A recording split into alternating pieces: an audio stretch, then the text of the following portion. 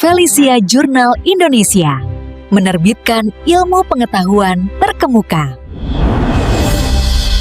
Artikel berjudul Penerapan Model Matematika dalam Optimasi Sistem Logistik untuk Efisiensi Distribusi Barang yang ditulis oleh Afifah Indriani. Pada era globalisasi dan digitalisasi, sistem logistik memegang peranan yang sangat penting dalam menjaga kelancaran rantai pasok modern.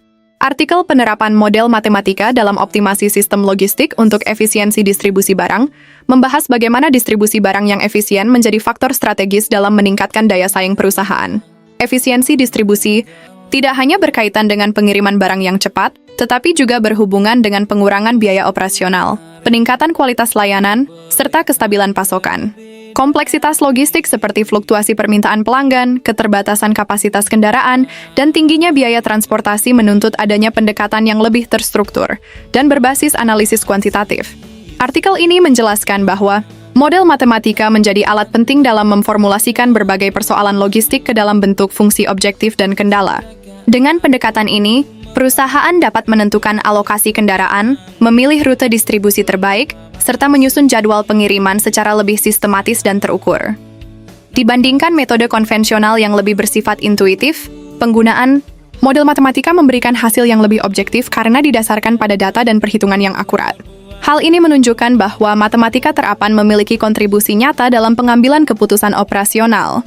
Metode optimasi yang dibahas dalam artikel meliputi linear programming, integer programming, network optimization, serta algoritma.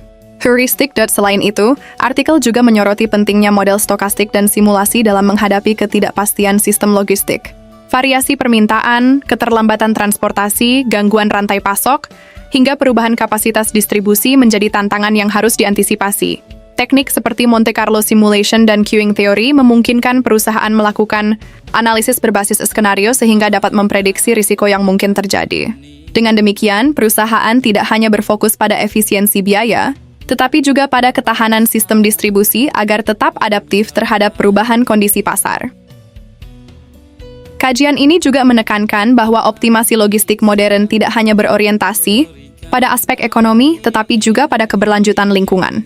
Konsep Green Logistics mendorong integrasi parameter seperti konsumsi energi, emisi karbon, dan efisiensi penggunaan sumber daya ke dalam model optimasi.